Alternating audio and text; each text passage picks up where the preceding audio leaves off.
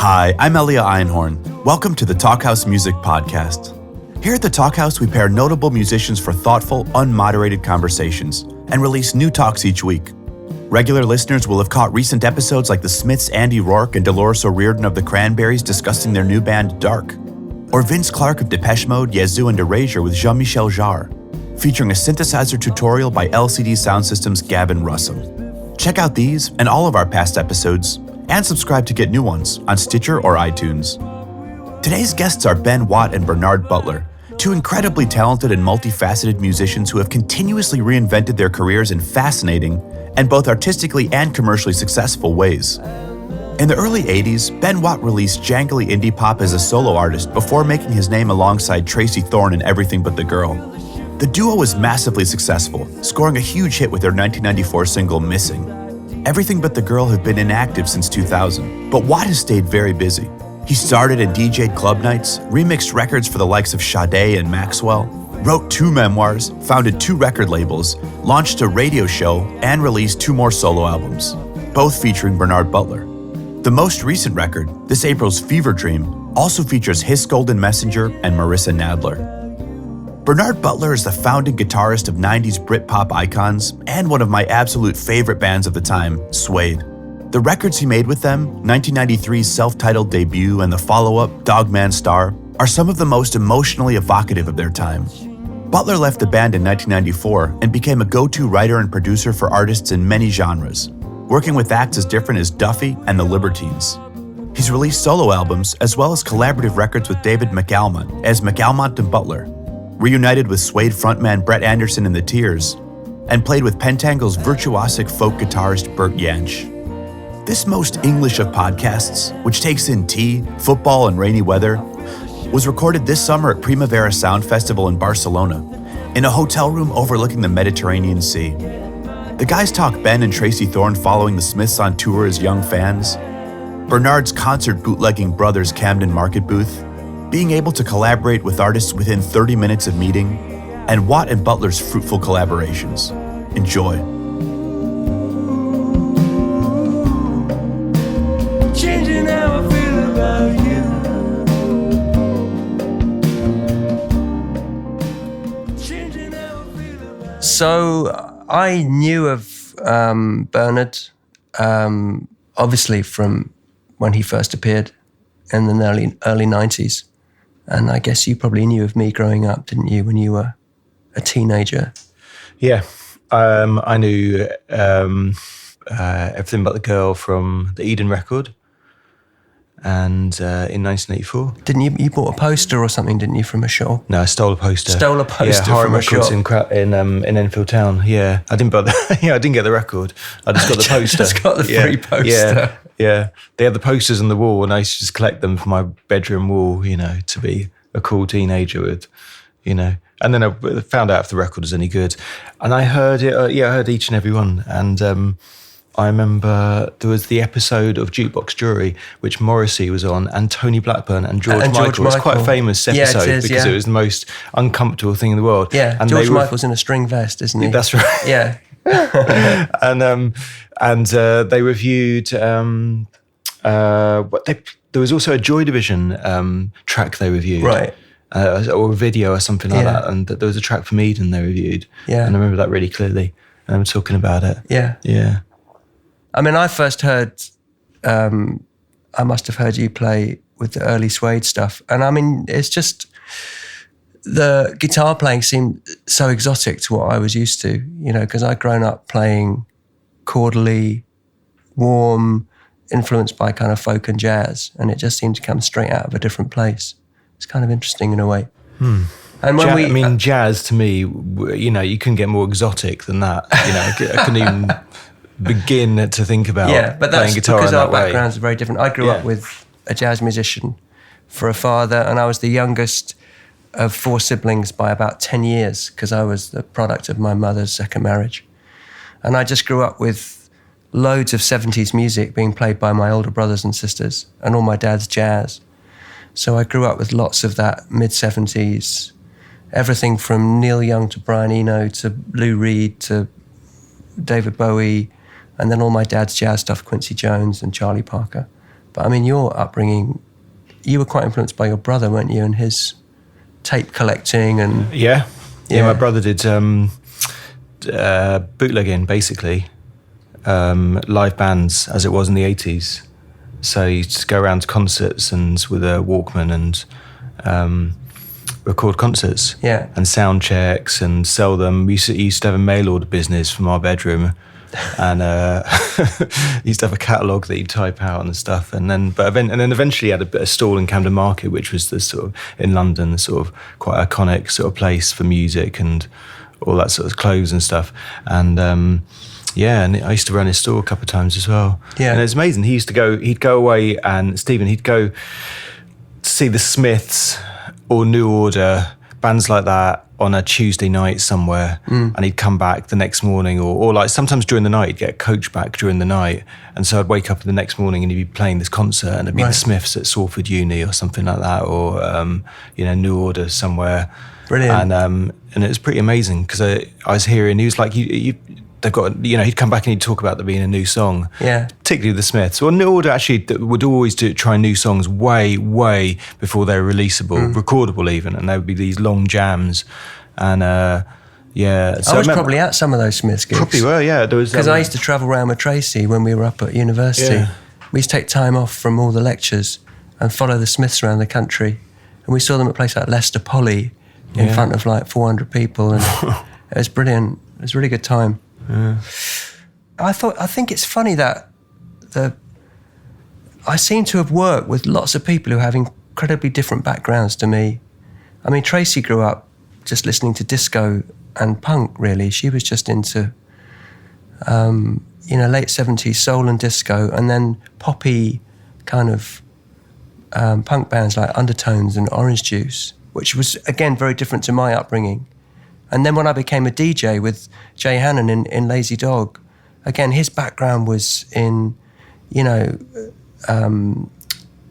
going out graffiti and tagging and playing with Cambridge sound systems and coming up through the underground of, house, basically, and rave culture.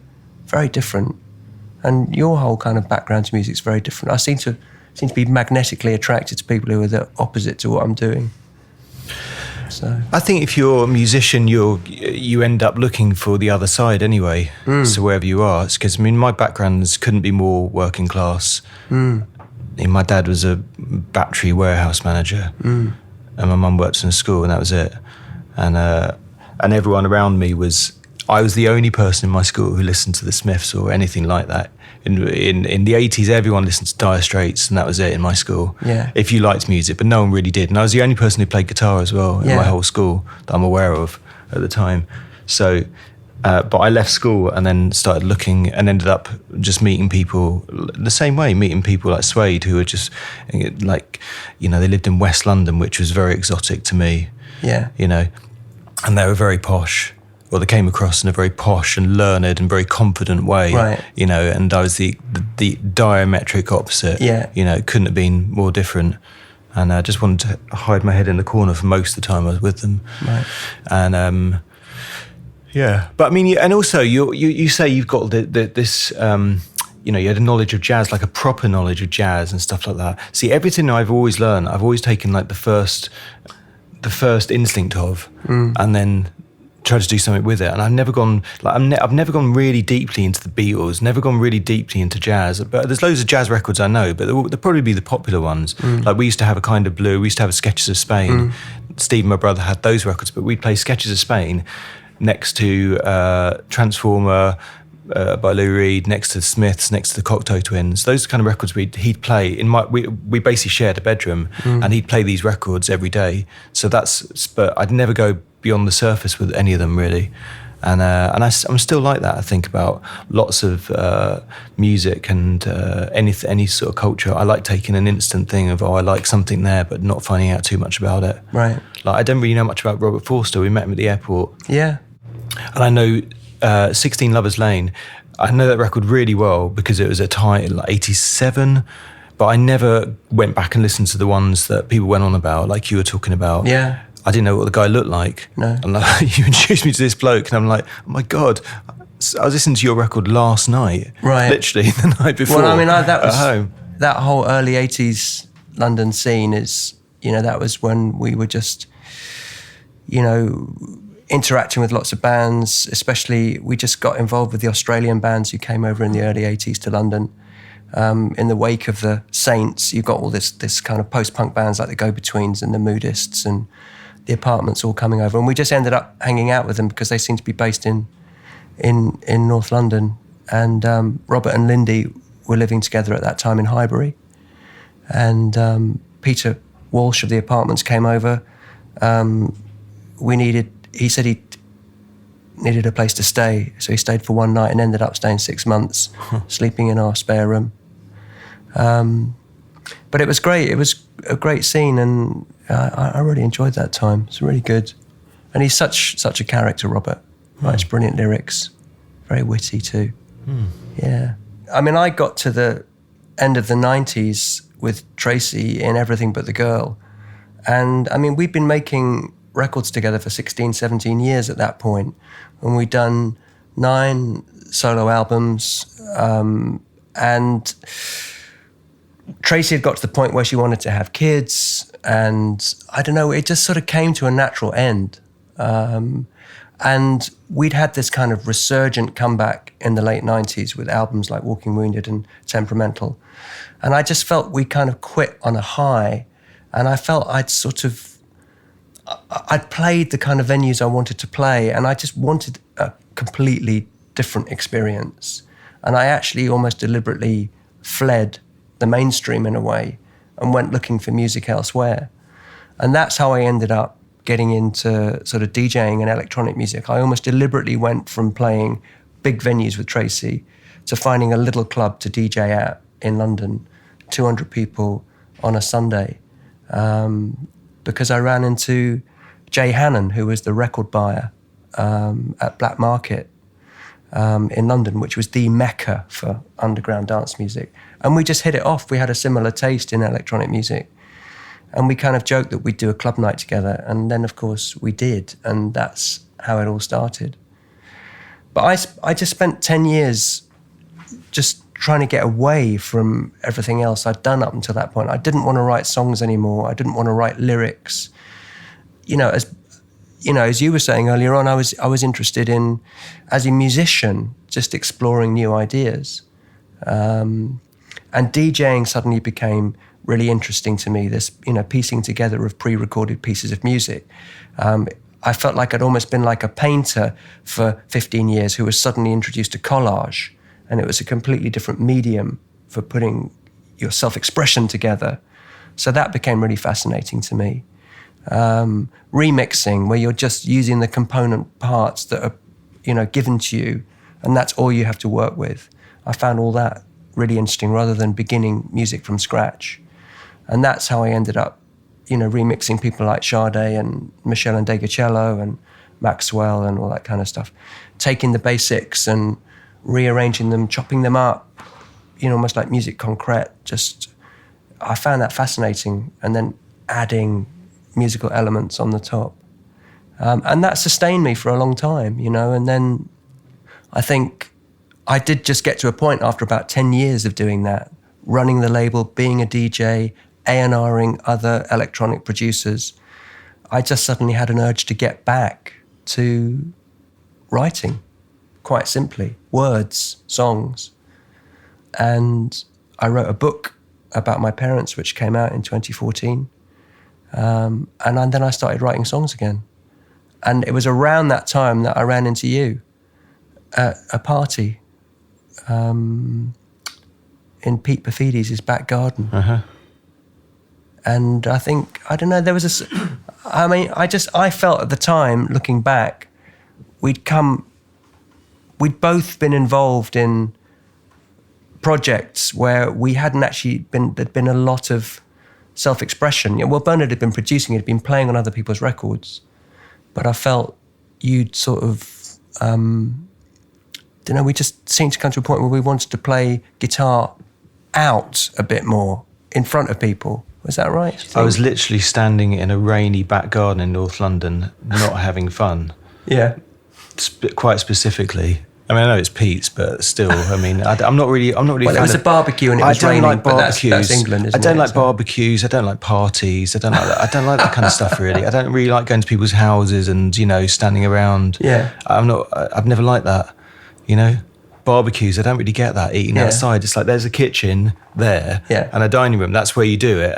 But then you move everything there 6 feet over.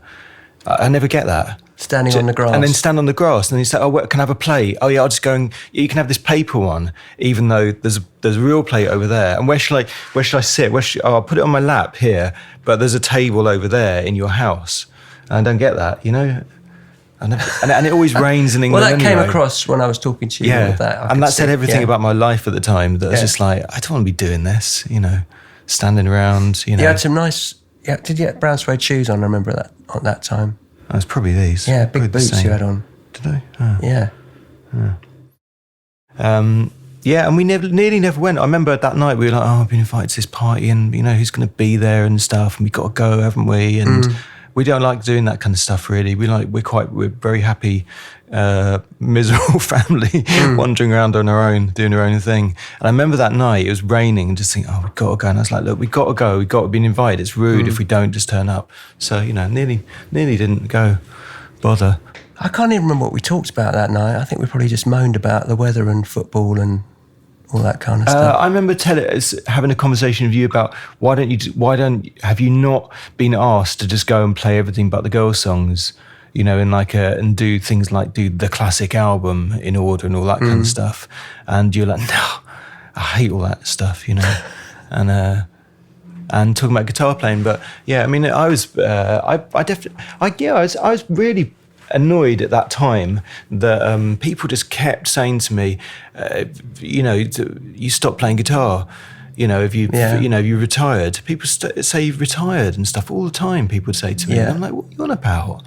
I play all day long. I'm in a studio playing guitar on other people's records. Well, invisibly playing exactly. guitar. And so it occurred to me that just because people don't see you on a stage visually, that you don't exist at all, and therefore, as a guitar player, I didn't exist.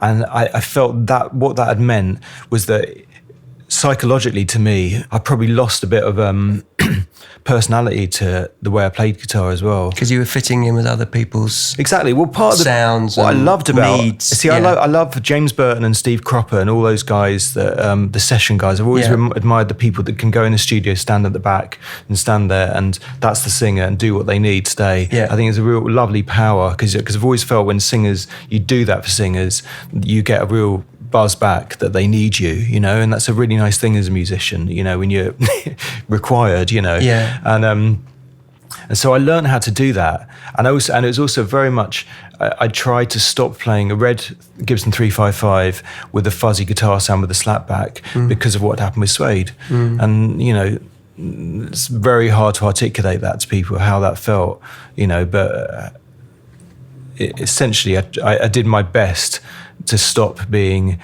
me for about 15 years. Well, it's not dissimilar to what I was doing. Right. I was stopping being me by being a DJ and trying to do something completely different and not be that bloke who was, with Tracy and everything but the girl. It's quite interesting in a way. It is, but as we were saying yesterday, I did it because there was someone else doing it for me. And that fucked my head up. Yeah. Absolutely. People just won't really let that cross their minds, But that's not really acceptable for me to say that, I don't think. Right. People don't really want to have it. But it's true. Absolutely. Watching somebody doing your thing with your guitar, looking a bit like you, playing your songs, however, reasonable it seems and logical to other people, it's a major fuck up in your head. And it was for me for about 15 years. And it still is completely bonkers when I think about it. No one ever says that, and no one's ever said that to me. And whenever people talk about suede and all that kind of stuff to me, they never say that to me. No one's ever asked that, when that's the biggest part of it for me. But anyway, that's why I went off and was really happy learning to play like Steve Cropper and all that kind of stuff, and and explored all these things. And I learned so much. Played with Bert Jansch for 10 years. Last 10 years of this guy's life. One of the greatest guitarists ever. And I played with him and hung out with him and did all these things. which were great. And I'm really glad I learned the craft. But I think it is a bit of a meet the devil at the crossroads kind of situation where you decide I'm going to go and do that. And if that means that I lose everything I've got and then no one knows I exist anymore, and then at least I'll come out learning stuff, which I did. And I came out learning, knowing how to play in a completely different way, particularly with Bert, which I think you benefit from greatly. Because with Bert, the first day I met him, and I was asked to play with Bert, go and meet him, and go and play with him on video the first time I met him, Right. And I was just like, oh my God, you just take one look at him. He doesn't even put his head up, and he just goes to me, you want tea? Like this. And I said, yeah. And then he just comes back with the tea, and he said, there. And he just starts playing. And then I just had to start playing with him. And so I played electric, and I just thought, there's no way I'm going to play an acoustic guitar with this guy. Yeah. Because that's his thing. Because that's his thing. But I got to know him, and I got to know that he couldn't play electric really. And so I played fingers with an electric, so with my thumbs and quite a bassy sound, and to fit in, because I thought with an acoustic it's all quite rhythmic and quite sonically high, and I thought having something bassy underneath it would be really cool, and not get in his way. And anyway, I developed playing that way, and I got really into that, not using plectrums and playing with my fingers and thumbs and playing bassy semi-acoustics. And then it came round to you again. By the time it came round to you, that was, again, you had an acoustic guitar, and most of what you're doing was acoustic. And so straight away it was the same thing. It worked, you know, just playing quite bluesy, overdriven sound, quite simple things. And it was less about the notes and more about the drama of the sound, I thought, that fitted in with what you were doing. And I thought it gave it a sort of, there was a darker edge to the words than was in the music, I felt, with some of the songs. Some of the, Young Man's Game and stuff, they're not quite as, they're pretty nice, sometimes. So adding that kind of noise to it gives it a different sound, I think wakes you up and alerts you to words and stuff. I was very aware of that. My instinct with music is to make it quite warm and suspended, and then for me the edge comes from the unsentimentality in the lyric. And I always felt if it worked, you'd be able to dramatize that side of it, add that kind of thundercloud underneath the music. I mean, when we first got together, it was a disaster. I mean, I hadn't got any songs, and you came round to my house with a broken leg. But I was still in the mode then of just like, I'm gonna be Vinnie Riley today or something. I'm still doing. I just bought a Strat. I broke my leg. I bought a Strat, which I love, and I love what I did with it. But again, I was still in that mode of just like, God, what can I do now to be as unlike me as possible? You were, and you just pulled my Fender Jaguar off the wall and started playing like Tom Verlaine, and I thought, what's going on here? This isn't because that's the thing that I'd meet people like you who wanted me, who didn't know me but knew me from a certain period, who wanted me to do that thing, because that's all I do all day long, but I just weren't aware of what was going on in my head, that I just couldn't cope with that for years and years. And it's a ridiculous thing, to be honest. I sometimes think about this stuff, or actually I think about this stuff 80% of my life every day in my head, but don't ever say it, because you're watching people do their job and serving breakfast and driving around and stuff like that, and you think, what a bizarre way of talking about music. You're talking about this articulation of music and playing and character and personalities that are going on in your head, fighting you, all the time. So what happened because there was about 6 months between that first meeting where we didn't really see eye to eye musically what we could do. I didn't have any songs at that point. And then 6 months later, I come back to you with 3 or 4 songs from Hendra. Come round to your studio, sit in front of you and they go like this. Why were you suddenly able to slip into that sound? Because it's the music, because I understood the music and that came across like the Bert Jansch stuff. Yeah, exactly. Okay. And what I thought you were doing the first time we met, I thought, are you, DJ? I don't understand that. It's time to get out of the delays and stuff like that and do some interesting stuff. Let's make Spirit of Eden, but with beats, that kind of stuff. That's what's going to happen here. I know that. And it was the polar opposite, actually. And but when and you played me Hendra and Young Man. Oh, I think it's Young Man's Game. Golden Ratio. And in my studio, and I just picked up my 355 and thought, what's the easiest thing that can happen here? And so I've come full circle round to using that same guitar, because I'd gone away from it, and actually all that sort of stuff of trying to fit in with Bert Jansch and stuff was using semi-acoustics, and I came back to what I did in the first place. So essentially, and by the time it's got to this record, Fever Dream, it's now much more like where I was in the first place. But I think I just think I'm better articulating now on the guitar, and I'm technically better. But there must be. I think it just because we never really talk about it now. We just start, and I never really say play this, play that. You just sort of go, and it just seems to work. I think we find the spaces now, which is good. Well, you learn from, you learn when you're growing up around people, and someone come around to your house or something like that, or you're trying to impress a girl or something like that. You're playing a record. They say, "Get this shit off." Then it's a no-no. But most of the time, if you're in a good place, someone just lets it go. So, yeah. And you're comfortable, you're comfortable. Like maybe that's an English thing. It's definitely what I'm used to, but it's you're comfortable not because someone's saying you're amazing. This is brilliant. Yeah, everything in my life is now. Look at me. I'm in Barcelona, sitting in the sun on my back. It's amazing, isn't it? Yeah. And I'm not really like that. I'm just if I'm here, it's because everything's all right, and I don't have to go on about it. But if I don't like something, I'm out the door. And in the same way, from producing, you go in a room with people, and I don't try and. Often you meet someone for the first time in a production situation or a songwriting situation, and you have to be making music within half an hour. Otherwise it doesn't work. And I'm very used to having to be able to find something that somebody's comfortable with. And I know that once I do musically, you don't have to say this is amazing. You know that if they're still there 2 hours later, it's probably because you're doing the right thing. Do you see what I mean? And so I think you don't have to be going on about that's amazing. You're amazing at the guitar. It's incredible. It's just you start fitting into patterns that are comfortable. For the right reasons, and then you get to the point 2 albums down the line where you have to destroy that as well because it's too comfortable. Yeah. And I think that's how most of these sort of artistic sort of patterns work. I suppose I'm aware when I write now, because I do write with all these open tunings and these kind of suspensions and unresolved chords. I'm kind of aware in the back of my mind that you will probably spell it out a bit more underneath me, which I quite like. I leave it quite open and loose, and then I just think, I know Bernard's just going to go crunch at one point, and this big suspended A minor chord where you're not quite sure whether there's a bit of F major in it and a bit of G major in it as well. You'll just go, right, that's a bit E minor to me. It's because I don't know and the you chords. Go black, but it's not. It really works because you play this like simple crunch under it, and I think it's a good contrast. I think when you the way I play piano is that I look for, because I can't really play the piano, so I play piano like a guitar player with your left hand is just the bass note. That's it, the root note. And then the triad on the top, and that's it.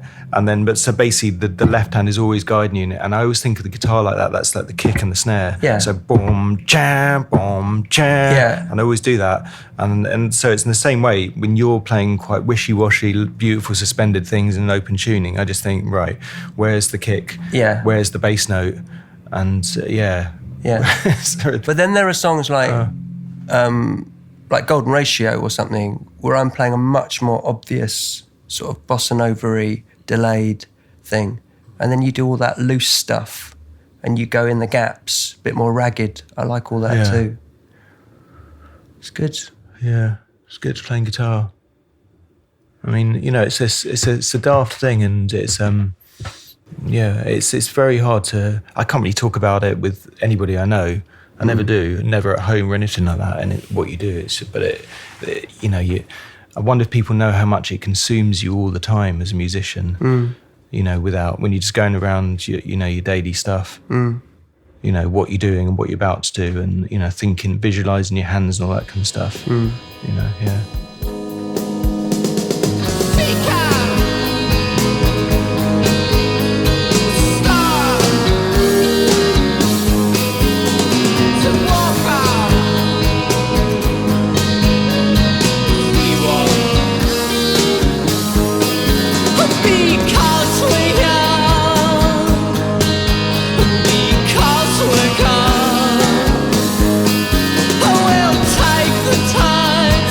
Let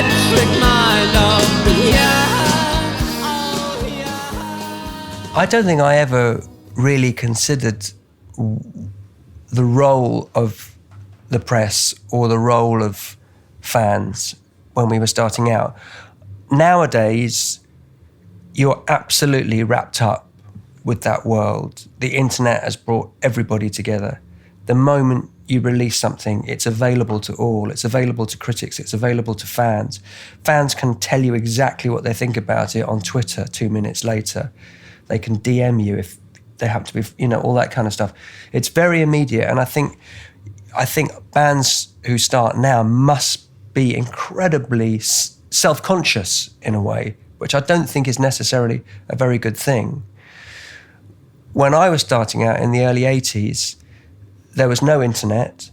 If you wanted to speak to your fans, they might write you a fan letter and you would handwrite a postcard back to them. That's what we used to do. And the press was really just the NME and possibly Melody Maker and Sounds, weekly inky newspapers, which, you know, gave you the rest of the information.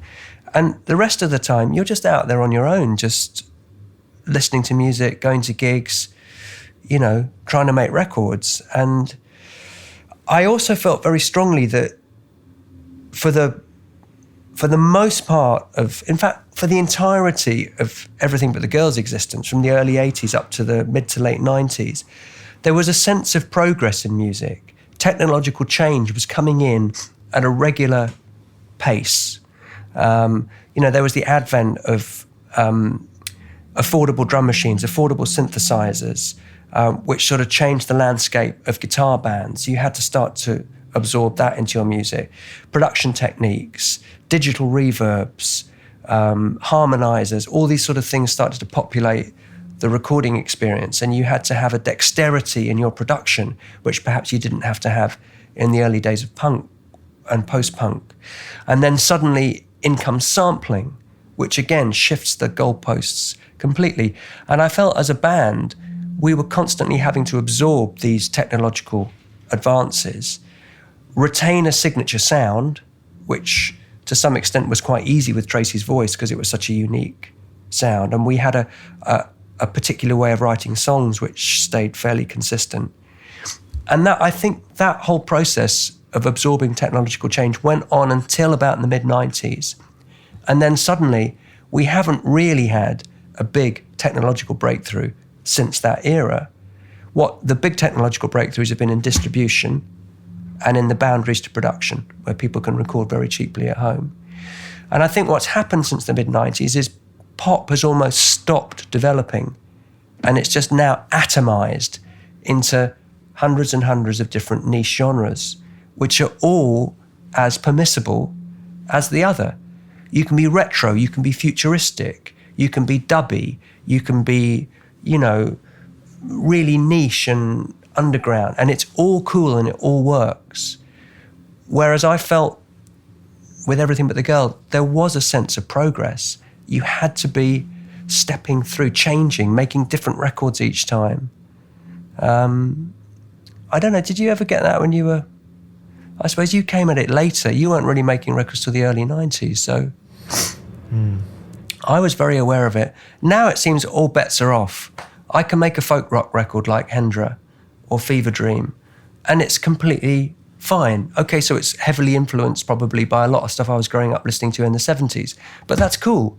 And then last night I'm at Primavera watching Floating Points, and that's cool too. It all coexists. Whereas I don't think that coexistence was as allowable in a way before.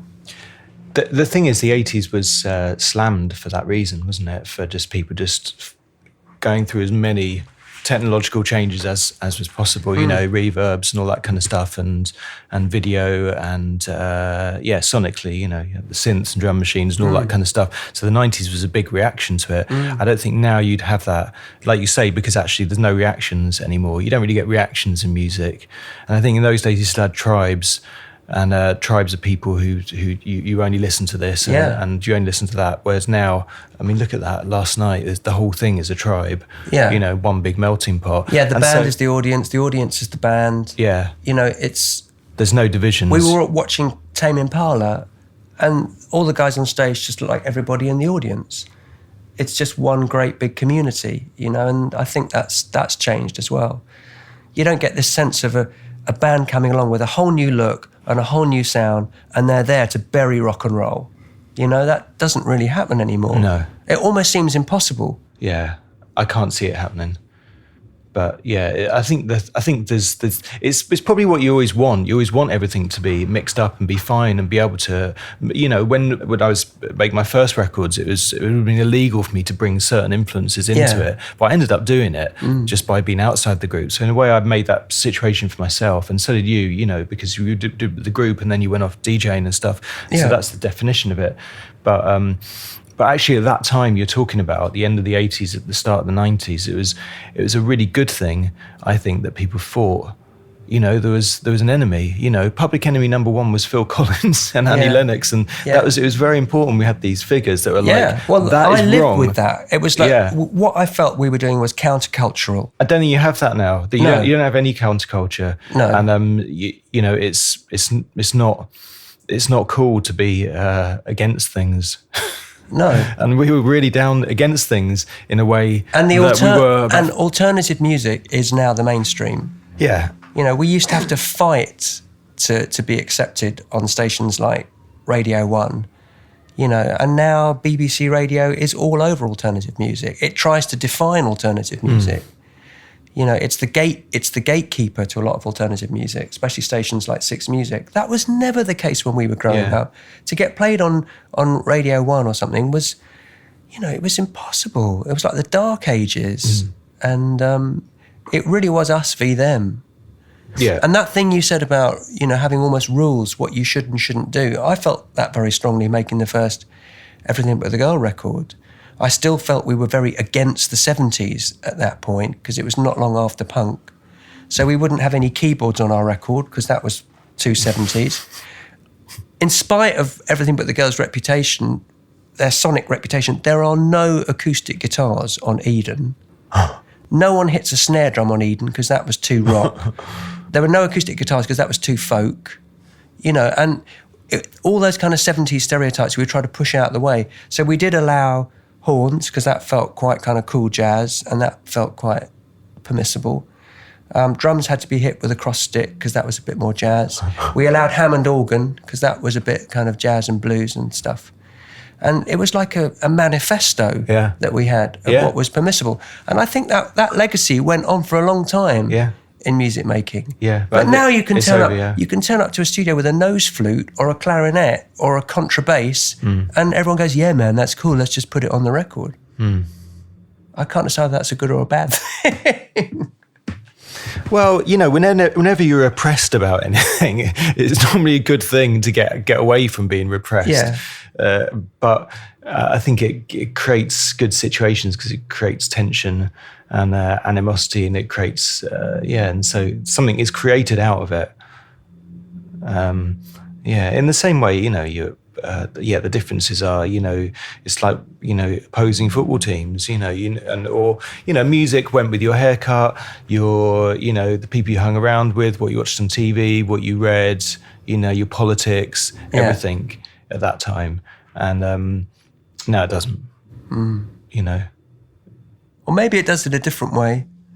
I don't know, maybe we're just old, Bernard. No, well, we are old anyway, but it's not that. I mean, you'd have to say it's a good thing that you can listen to everything and you're not repressed about it, and you can, you know, bring every influence into your life. You know, let's get that. Come on, let's get No Jacket Required out, and, you know, get that sound. You know, it's cool. You know, I like that after all. You know, and you know, it's good that you're not repressed against it, because there's obviously loads of things I listened to in the 80s that was like, there's no way I'm ever going to listen to that. That's ever going to come into my life, or ever going to be seen talking about it. But actually, in the back of my mind, I was thinking, I like that bit. The thing that's changed is irony. Irony is now allowed. So in the postmodern music world, irony is allowed. So you can be the coolest French band in the world and suddenly say, do you know what, I'm really into Phil Collins. And everyone sort of goes, hey, okay, that's kind of postmodern. Yeah. We'll accept that. We'll go with that.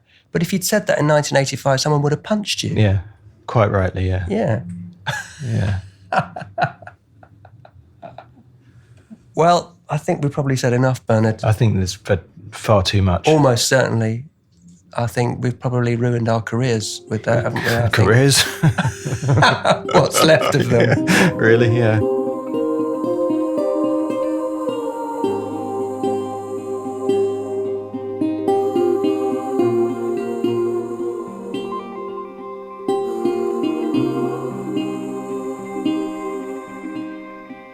Years roll by, some fast and some go slow. Versions of us come and go. Hi, I'm Elia Einhorn, and you've been listening to Ben Watt and Bernard Butler on the Talkhouse Music Podcast. During this talk, Bernard's bootlegging brother came up. It turns out I bought those bootlegs from his stall in Camden Market by the stack as a boy, after saving my allowance for our annual trips from my grandmother's home in Wales down to London. I loved learning that the two were related. Subscribe on Stitcher or iTunes for upcoming episodes like Emil Amos of Holy Sons with Stephen Malcolmus and Dan Deacon in conversation with Andrew W.K. Today's episode is recorded and mixed by Mark Yoshizumi. Till next time. Precious momentary grace, and you